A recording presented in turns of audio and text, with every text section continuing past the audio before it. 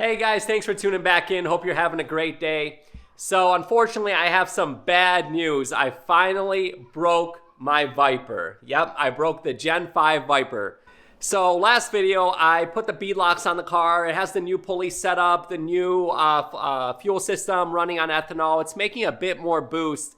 And I went over, I ran an errand in the car, and on the way home, I did my first ever full all-out second gear pull. Took it to like 600 RPM, and right at red line, right when, you know, you'd be thinking that you're hitting the red line, it went boom. So yeah, it made a really loud boom, and the car went into what's called limp mode.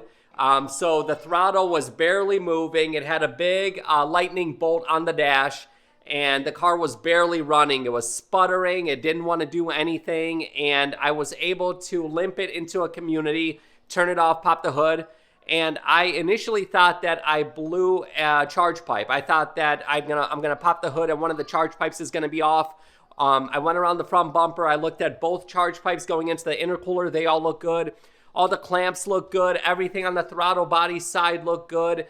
So visually, everything looked perfect. I couldn't understand what happened. Like, why all of a sudden did it just make a really loud pop, and now it's running terrible? It did have a check engine light. So the check engine light, I believe it was a P0113, something having to do with the IAT sensor.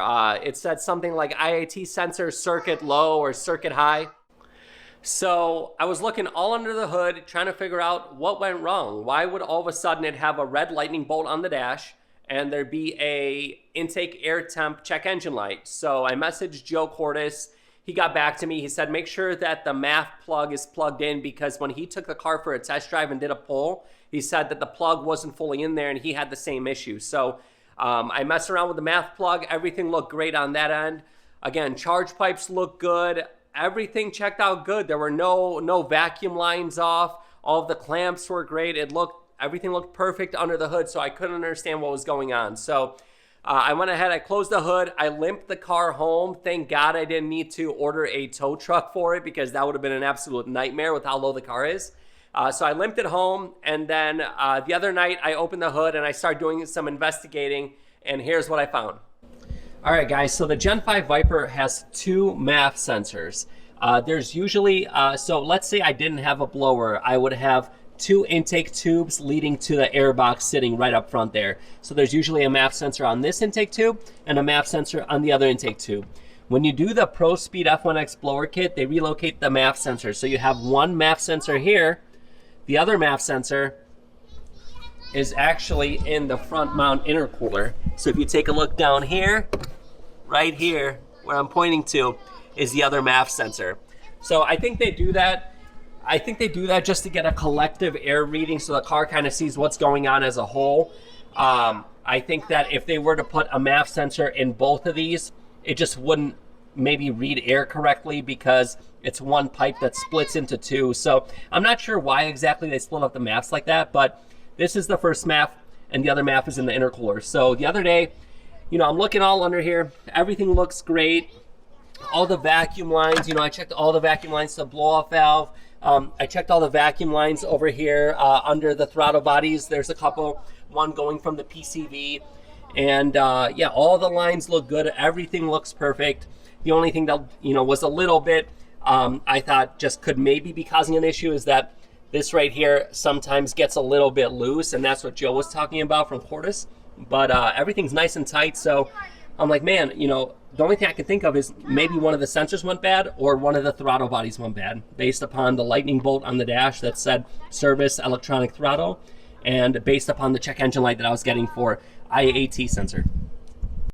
So let me show you guys what I found when I removed the OEM MAF sensor right here from the upper charge pipe. Also, I wanted to show you guys exactly what's going on. So when I go ahead and try to start the car, you hear the fuel system prime. You see down here, you'll see there's a little red lightning bolt that appears along with the battery, and obviously the check engine light as well. So let me start it. The car is barely idling. It'll try to catch itself, but see the service, see the red lightning bolt? And it says Give it a second.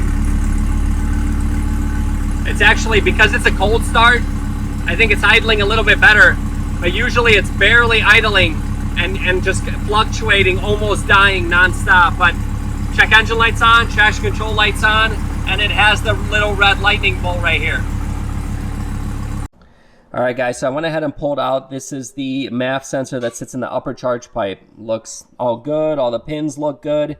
But then I was like, huh, that's kind of weird. Why is this thing all bent out of shape? So this right here is the intake air temperature. It is built into the MAF sensor. And if you take a look, I don't know if it's going to zoom in there, but it is snapped. So it actually snapped it and pushed it out. So it's not connected whatsoever. So that's the reason it's getting that circuit check engine light. And this is the reason the car's behaving as it was. So my guess to what happened, so the car at redline is making, probably somewhere around 11, 12 pounds of boost with the bell mouth and the cooler air.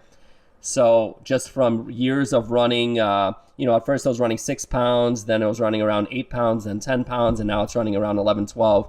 So I think years of boost pushing on this thing finally caused it to snap on that pole.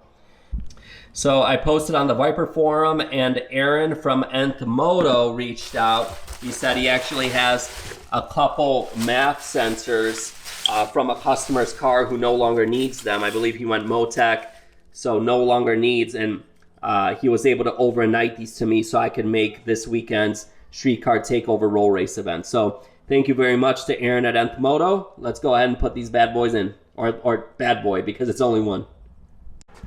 All right, guys, new MAF sensor is on. We're gonna go inside. We're gonna clear the check engine light and make sure that she is good to go. All right, guys, so we hooked up the scanner. This is a little scanner I bought on Amazon a while back. It's a really nice unit because it not only clears check engine lights, but it'll actually show all the live data that it collects from the OBD port. So it'll show like throttle percentage, it'll show your O2 sensors left and right, it'll show your fuel trims, all that good stuff. So this little tool shows you pretty much everything you need to know or can know about how your car is running. All right, so let's go ahead and put it into on, or run basically. We'll hit enter. Let it do its thing. And there it goes. All right, says it found a code, so let's go ahead and read it. So let's see what the code is. PO113, that's the code it had. We'll exit. Let's erase it. Are you sure? Yes. Erase, done. Press any key to continue. Okay, all done.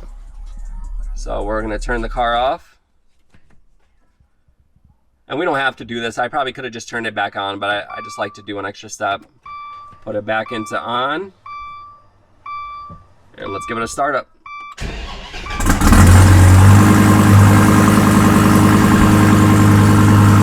engine light gone. Gone. No lightning bolt. We are good to go.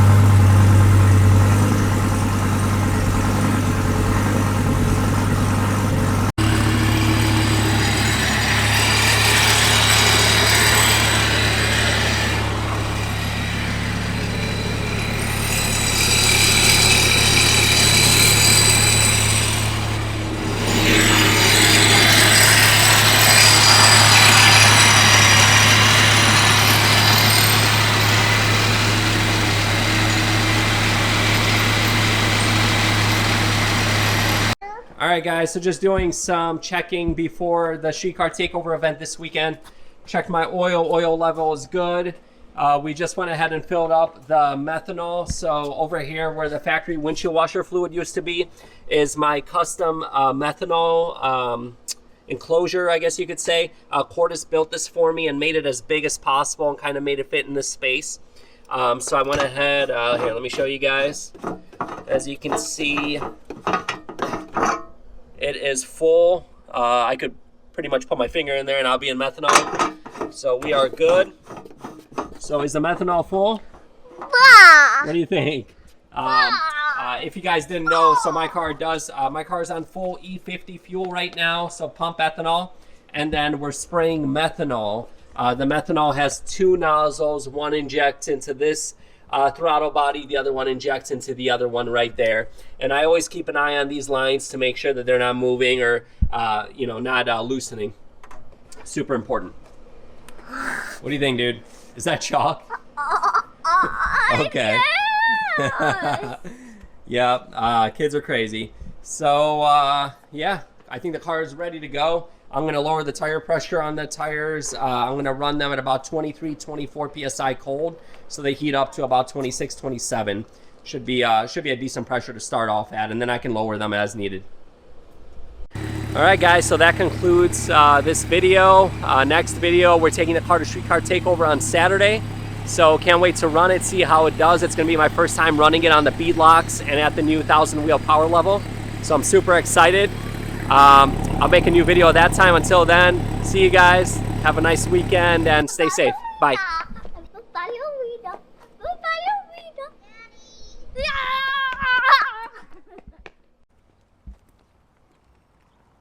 There goes that man.